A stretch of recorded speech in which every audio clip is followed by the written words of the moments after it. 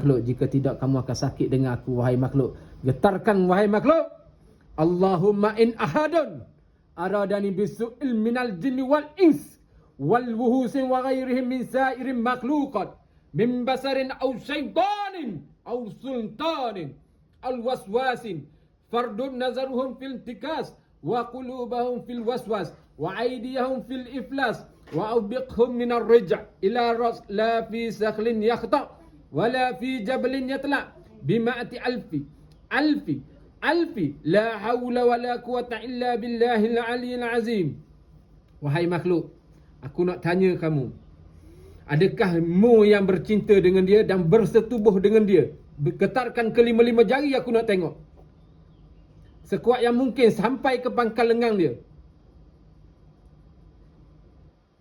Ini aku nak tanya ni, belah kanan ni, siapa dia punya? Yang keturunan mana yang ada dengan dia ni, wahai makhluk? Jika ayahnya, kau getarkan ibu jari. Jika ibunya, kau getarkan jari telunjuk itu. Jika yang liar, kau getarkan kelima-lima jari.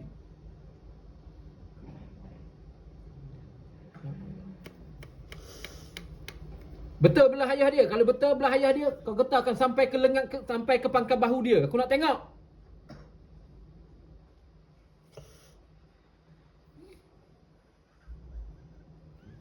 Okey, untuk kes kali ini, bismillah, assalamualaikum.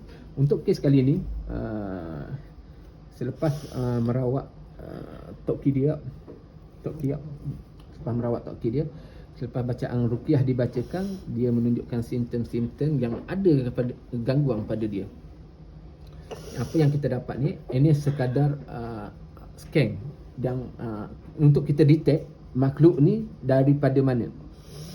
Ini adalah jika respon dia, sebab ada amalan-amalan yang makhluk ni tidak boleh bercakap dan tidak boleh berkata. Jadi ini adalah simptom yang mana jin yang bercinta dengan dia, yang berdamping dengan dia, iaitu orang panggil, istilah perawat panggil jin asyik. Dan ini adalah saka baka keturunan sebelah ayahnya. Wallahu alam. Jangan percaya apa yang saya cakap, jangan pegang pun apa yang saya cakap. Ini sekadar itibar dan itibar kita, ibrah yang boleh kita ambil di atas setiap rawatan yang berlaku. Simptom yang dia lalui adalah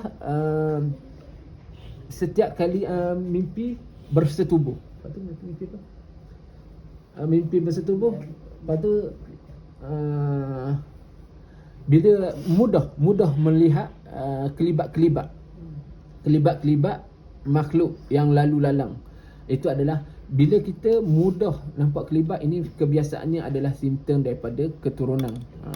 Jadi itulah yang Ana dapat kongsikan untuk kita ambil iktibar semua. InsyaAllah mudah-mudahan perkongsian ini memberi manfaat pada semua. Jangan lupa like, follow dan share untuk perkongsian seterusnya. Assalamualaikum.